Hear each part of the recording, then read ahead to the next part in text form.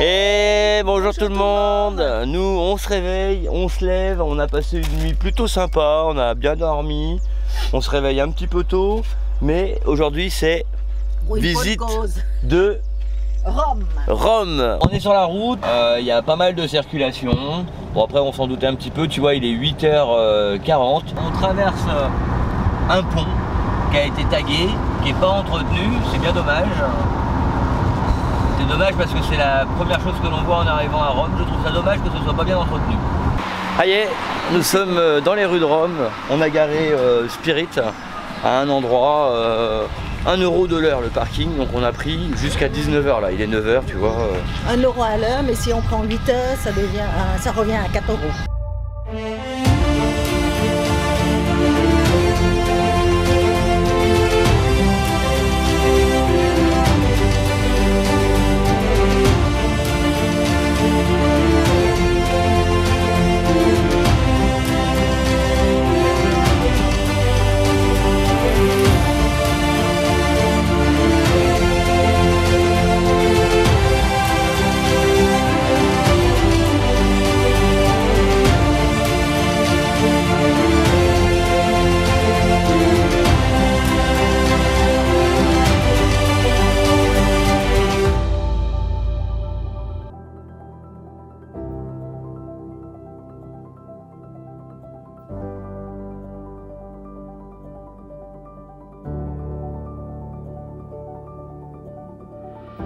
Rome, vue depuis la colline du Janicule.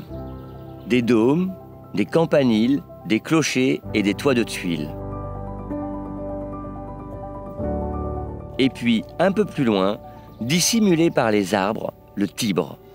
Un fleuve où se reflète la ville depuis l'Antiquité.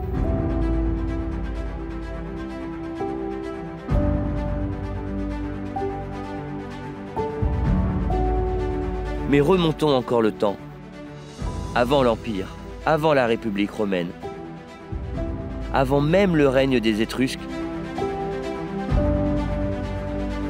Le site originel de Rome, le voici donc. Cette colline, des marécages et le Tibre.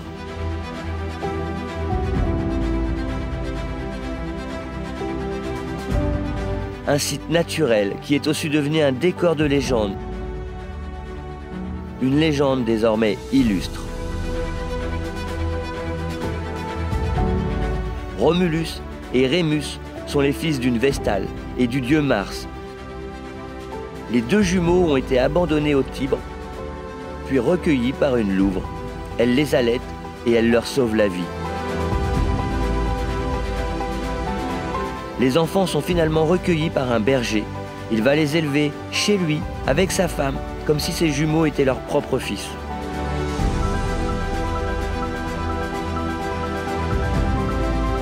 Devenu adulte, Romulus décide de fonder une ville nouvelle près du Tibre. Il en trace les contours à l'aide d'une charrue. Mais il se querelle avec son frère et le tue. Romulus devient ainsi le premier roi de Rome.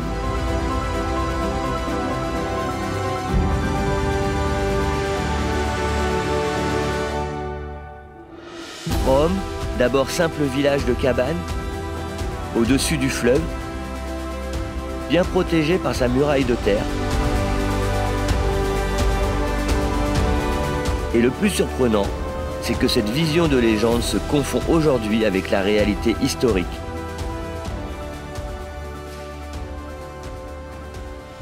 L'archéologie confirme dans une certaine mesure le récit de la fondation de Rome sur le Palatin par Romulus, puisqu'on a trouvé à cet endroit précisément des cabanes qui datent du 8e siècle avant notre ère, qui est la date légendaire admise par les Romains de la fondation de la ville.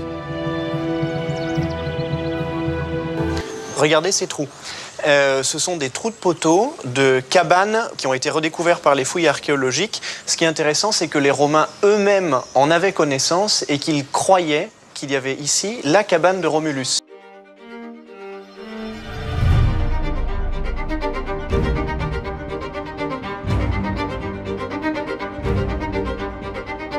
C'est donc au sommet du Palatin qu'il faut aller les chercher. Sur cette colline, aujourd'hui l'ancienne résidence impériale, un ensemble monumental régulièrement habité par les empereurs jusqu'au règne du diocésain au IVe siècle. Sur ce même site, les traces du tout premier village, le village des origines, celui que les Romains ont attribué à Romulus. Un décor idéal pour le premier empereur de Rome, Augustin.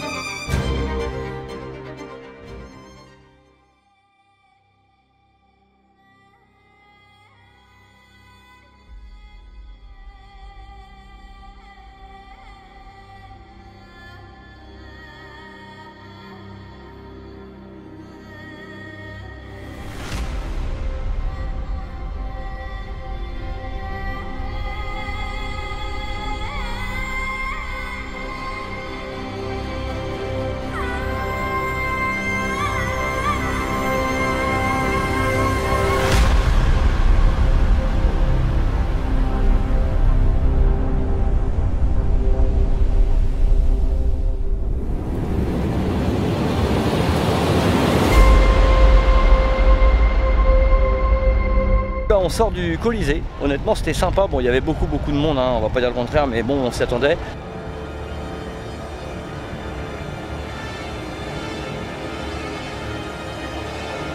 Bienvenue au Colisée de Rome. Le symbole emblématique de la puissance et de la grandeur de l'Empire romain.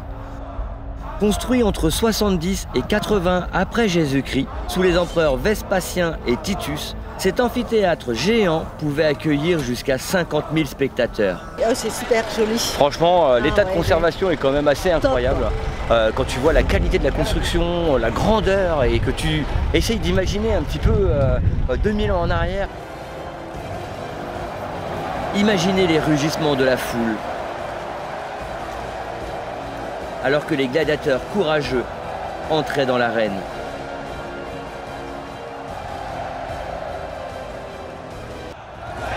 Prêts à combattre pour leur vie et leur honneur. Ceux qui vont mourir me saluent.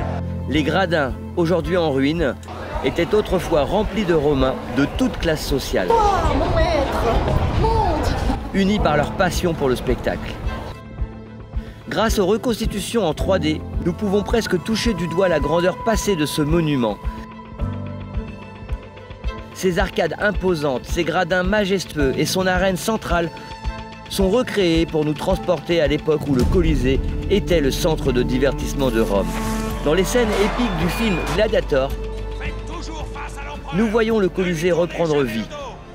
Les combats spectaculaires, les jeux sanglants et l'ambiance dramatique reflètent fidèlement l'intensité et la brutalité des événements qui s'y déroulaient.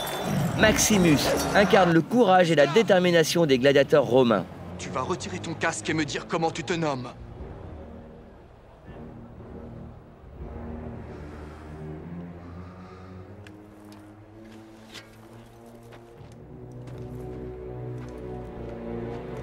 Mon nom est Maximus Decimus Meridius, commandant en chef des armées du Nord, général des légions Félix, fidèle serviteur du vrai empereur Marc Aurèle. En parcourant l'intérieur du Colisée, nous découvrons les vestiges des souterrains où les gladiateurs attendaient leur tour pour entrer en scène. Depuis les niveaux supérieurs, la vue panoramique sur Rome nous rappelle la splendeur de l'Empire. Chaque pierre, chaque arc porte les marques du temps, mais aussi la mémoire du millier d'histoires de bravoure et de sacrifices. Le Colisée, bien que partiellement en ruine, reste un témoignage indéfectible de la grandeur romaine. Ce monument, qui a survécu à des siècles de guerre, de négligence et de vandalisme, continue d'inspirer et d'émerveiller des millions de visiteurs chaque année. Bah écoute, en sortant de Colisée, on a fait une belle rencontre. Merci Bamba alors. Ensemble, la famille, ils sont super sympas. Steph et Nico, les grands voyageurs, et on se verra bientôt au Sénégal, ok? Salut mon pote. Allez, on est ensemble. Samedi, vous aimez? Mais carrément, Bah oui, c'est top. Donc tu vois, voilà, le cadeau de Bamba. et ce n'est pas fini, on continue. Et on continue. Là, on va direction le Palantin. C'est ici, est-ce que c'est ici l'entrée de... Valentine.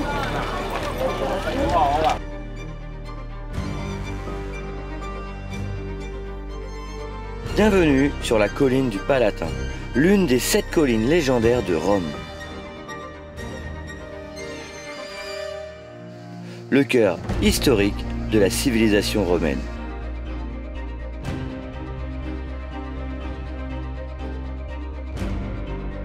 Ici, chaque pierre murmure les secrets de l'Antiquité où les empereurs ont érigé leur somptueuse résidence.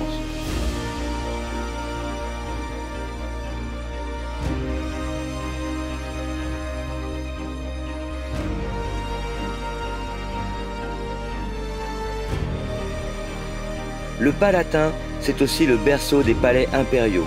Le Domus Augustana, construit par l'empereur Auguste, et le Domus Flavia, résidence officielle des empereurs, sont des témoignages vivants de la grandeur de Rome.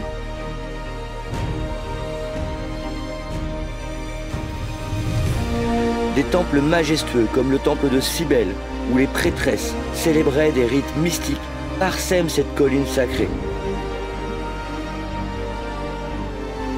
Aujourd'hui, en arpentant les ruines, vous pouvez presque entendre les échos des fêtes somptueuses et des intrigues politiques qui ont marqué l'histoire. C'est un voyage à travers le temps où le passé et le présent se rejoignent dans une danse éternelle.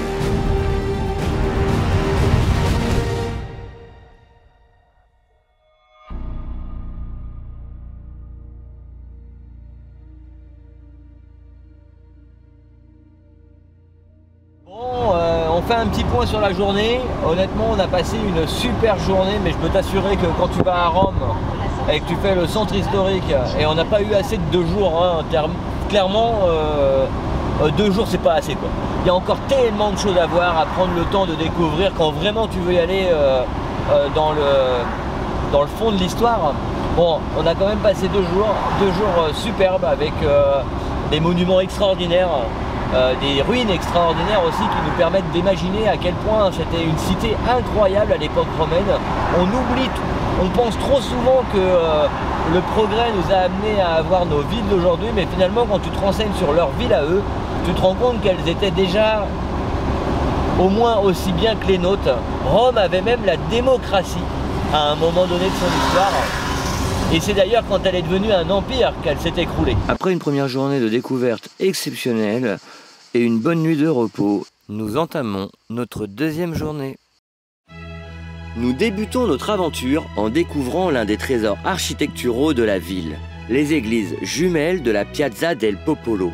Ces 2 magnifiques églises baroques, Santa Maria dei Miracoli et Santa Maria in Monte Santo, se dressent majestueusement de part et d'autre de la piazza, accueillant les visiteurs qui arrivent par la grande Porta del Popolo. Santa Maria del Miracoli, à droite, a été construite entre 1675 et 1681, sous la direction de Carlo Renaldi, pour abriter une image miraculeuse de la Vierge. À gauche, Santa Maria in Monte Santo, également achevée en 1681, est parfois appelée l'église des artistes, en raison de son lien avec l'Académie des Beaux-Arts.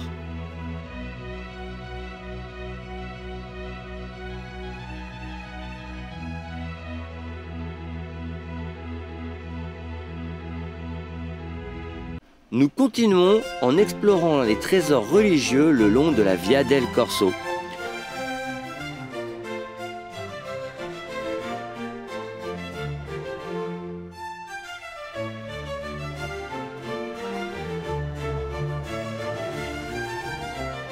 Notre première halte est l'église Jésus et Marie, une église baroque construite au XVIIe siècle. Son intérieur, somptueux, est orné de fresques et d'œuvres d'art impressionnantes qui témoignent de la grandeur de l'époque baroque.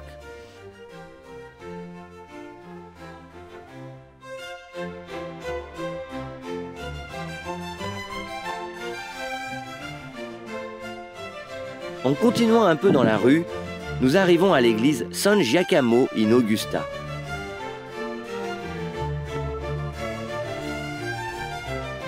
Cette église, dédiée à Saint Jacques, est un bel exemple de l'architecture baroque romaine, avec son intérieur richement décoré et ses détails artistiques exquis.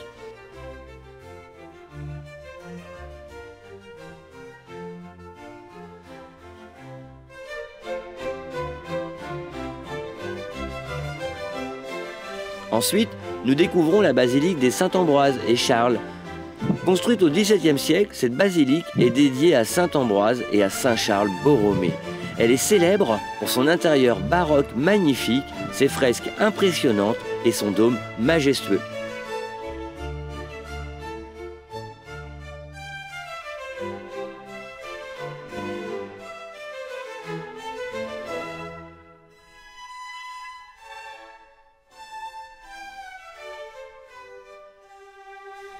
Notre balade nous mène finalement à la célèbre Piazza di Spagna, marquant la fin de notre exploration de la Via del Corso.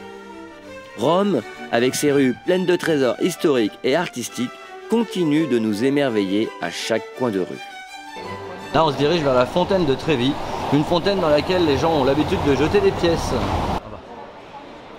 La fontaine de Trévi, construite en 1762 par l'architecte Nicola Salvi et terminée par Giuseppe Panini. Cette fontaine baroque est un véritable chef-d'œuvre. La fontaine de Trévi est bien plus qu'une simple fontaine. C'est un symbole de l'art et de l'histoire romaine. Avec ses 26 mètres de haut et ses 20 mètres de large, elle domine la petite place où elle est située.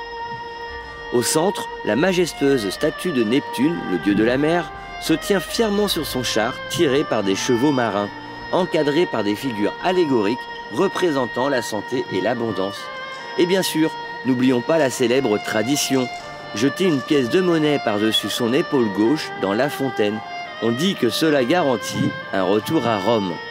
Chaque jour, environ 3000 € sont récoltés et donnés à des œuvres caritatives. Maintenant, nous arrivons devant les impressionnantes colonnes du temple d'Adrien. Construit en l'an 145 après Jésus-Christ par l'empereur Antonin le Pieux, en l'honneur de son prédécesseur Adrien. Ce temple témoigne de la grandeur de l'Empire romain. Autrefois, il se dressait au cœur d'un grand forum et faisait partie intégrante de la vie publique et religieuse de Rome. Avec ses colonnes corinthiennes, majestueuses, le temple est un vestige frappant de l'architecture antique. Aujourd'hui, il fait partie de la bourse de Rome, mais ses colonnades restent un symbole puissant de l'ancienne gloire de la ville. Ceci est une transition parfaite pour vous faire découvrir un autre chef-d'œuvre de Rome, commandé lui-même par l'empereur Adrien. Le Panthéon, construit entre 113 et 125 après Jésus-Christ, sous l'empereur Adrien. Ce chef-d'œuvre de l'architecture antique est dédié à tous les dieux de l'Empire romain. Le Panthéon impressionne par son immense coupole, la plus grande jamais construite en béton non armé, mesurant 43,3 mètres de diamètre. Imaginez, cette coupole reste la plus grande du monde après près de 2000 ans. À son sommet, l'oculus central de 9 mètres de diamètre laisse entrer une lumière divine, créant une atmosphère mystique et unique. Son portique, majestueux avec ses 16 colonnes corinthiennes en granit, donne accès à l'intérieur où vous découvrirez les tombeaux des rois italiens et d'artistes célèbres, comme le peintre Raphaël. Le Panthéon, c'est aussi une prouesse technique, avec un système ingénieux de drainage de l'eau de pluie à travers le sol, légèrement incliné et des trous discrets. Juste après le Panthéon, nous voilà face à l'église Santa Maria sopra Minerva. Nichée à quelques pas du Panthéon, cette église est la seule église gothique de la ville, construite sur les ruines d'un ancien temple dédié à Minerve. L'histoire de Santa Maria sopra Minerva débute au XIIIe siècle, lorsque les dominicains ont commencé sa construction.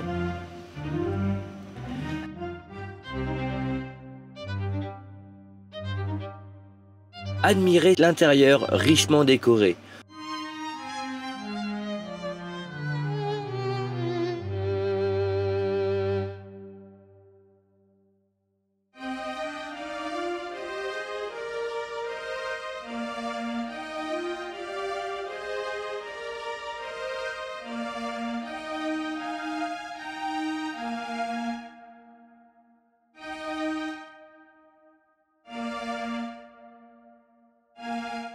En entrant, vous serez ébloui par les voûtes bleues étoilées et les fresques somptueuses. Ne manquez pas non plus la statue du Christ portant la croix, chef-d'œuvre de Michel-Ange, situé près de l'autel. L'église abrite également les tombeaux de Catherine de Sienne, l'une des saintes les plus vénérées d'Italie, et de Fra Angelico, célèbre peintre de la Renaissance et bienheureux. Santa Maria sopra Minerva est non seulement un trésor artistique, mais aussi un lieu de sérénité et de spiritualité au cœur de la trépidante Rome.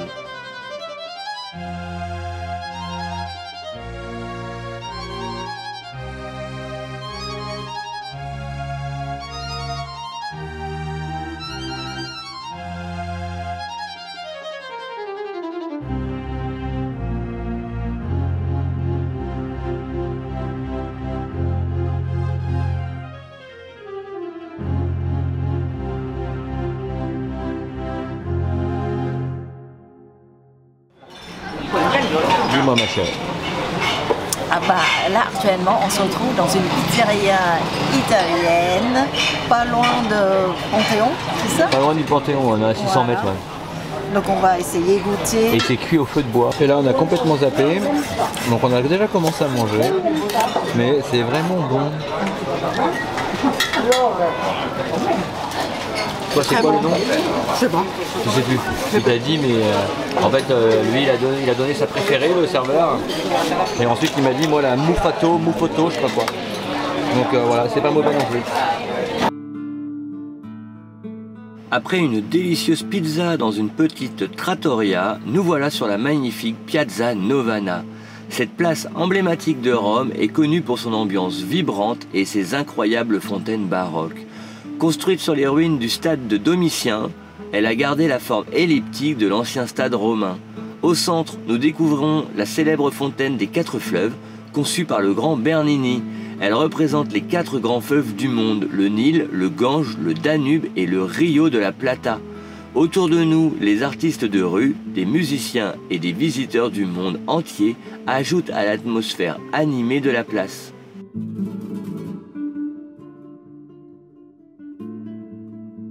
Regardez là-bas, nous apercevons même quelques moines tibétains se promenant paisiblement. C'est vraiment un lieu où se rencontrent différentes cultures et histoires.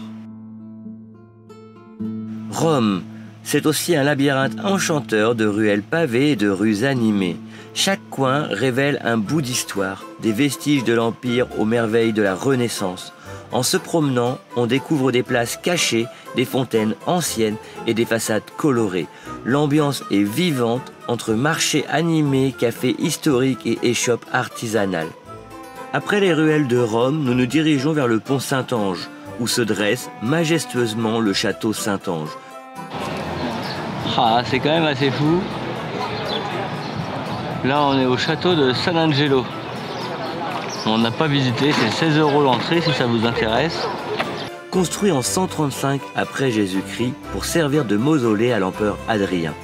Ce monument imposant est aujourd'hui un symbole emblématique de la ville. Bien que nous ne visiterons pas l'intérieur aujourd'hui, son architecture et son histoire fascinante ajoutent une dimension unique à notre découverte de Rome. Des milliers de personnes sont rassemblées sur la place Saint-Pierre. Le nouveau pape n'a pas encore été désigné. Nous voici arrivés sur la majestueuse place Saint-Pierre, cœur du Vatican, où l'histoire et l'actualité se rencontrent. Malheureusement, en raison des préparations pour une cérémonie spéciale qui aura lieu demain matin, nous n'avons pas eu accès au centre de la place.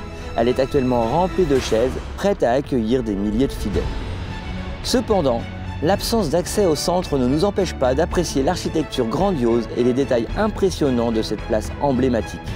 Regardez cette coupole centrale, la célèbre coupole de la basilique Saint-Pierre où le pape s'adresse souvent aux foules.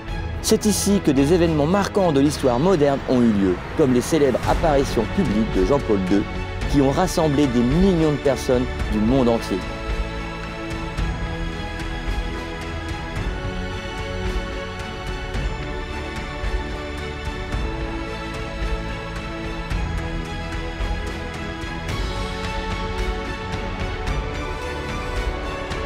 Et pour les cinéphiles parmi vous, vous vous souvenez peut-être du film Angers Démon avec Tom Hanks. Que Dieu vous pardonne ce que vous avez fait. Mon père, si Dieu est mécontent, ce ne sera pas de ce qu'on a fait, mais de ce qu'on va faire. Bien que le film ait pris quelques libertés avec la réalité, il a néanmoins capturé l'aura mystérieuse et sacrée de ce lieu. Imaginez-vous, Tom Hanks courant à travers cette place, tentant de déjouer un complot contre l'Église. Voilà le premier signe. Quelle sorte de signe? Terre, air, feu, eau. Un parfait mélange de fiction et de réalité. En dépit des préparatifs qui limitent notre exploration aujourd'hui, il est impossible de ne pas ressentir l'énergie et l'importance historique de cette place. Chaque pierre, chaque colonne raconte une histoire de la Renaissance à nos jours.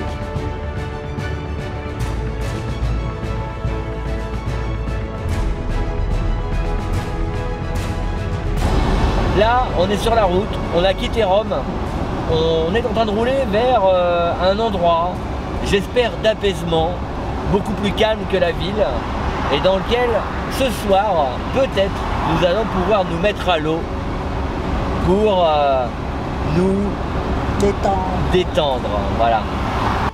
On est arrivé donc sur le spot. Bon, c'est un grand parking, il y a déjà des camping-caristes qui sont garés. On a été voir à pied comment c'était, s'il y avait les piscines thermales. Après le parking, on passe dans l'herbe, ça monte un peu, tu vois. Et puis bah, on a déjà entendu qu'il y avait des gens qui rigolaient, donc à mon avis, il y a des gens dans l'eau. Mais c'est logique, il est encore tôt. Tu comprends, ce qui est bien avec les lumières, c'est qu'on peut pas nous dire qu'on ne nous a pas vus. Tu vois, on sait pas trop s'il y a des gens qui feraient des choses sexuelles ou pas. Et bon là tu nous vois, mais on peut pas trop te montrer, il y a pas mal de monde. Donc on reste tranquille, on est bien et on va écouter aller se coucher un peu. On va se faire une petite douche rapide, en tout cas à l'eau claire pour pouvoir se rincer. Oui. C'est bien.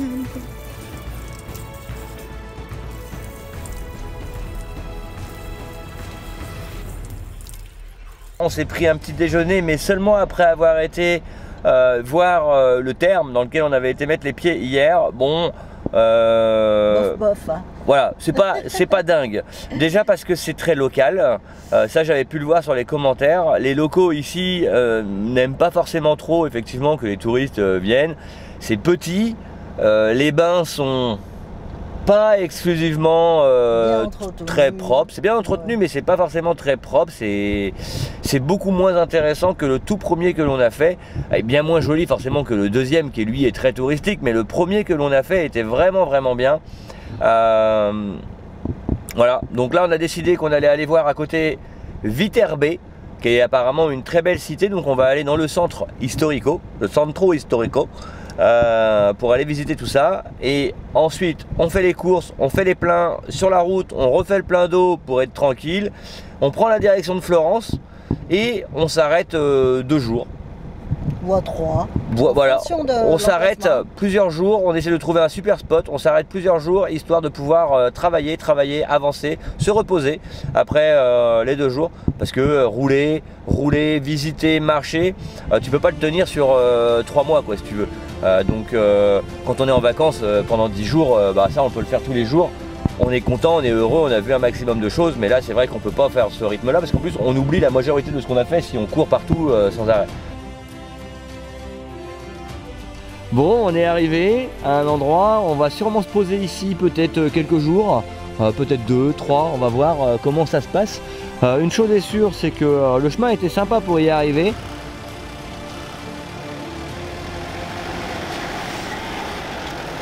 C'est maintenant qu'on arrive au bout de l'épisode et tu l'as bien compris, l'épisode a été long. Si tu as été jusqu'à cet instant où je te parle, je te remercie sincèrement d'avoir été au bout. J'ai passé énormément de temps sur cet épisode et on a bien conscience que ça a été peut-être long aussi pour toi.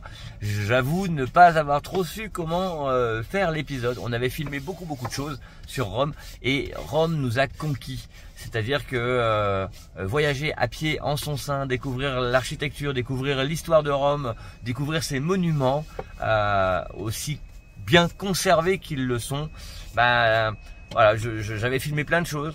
Je voyais pas du tout comment je pouvais condenser ça en 3 minutes et rendre hommage à la ville de Rome.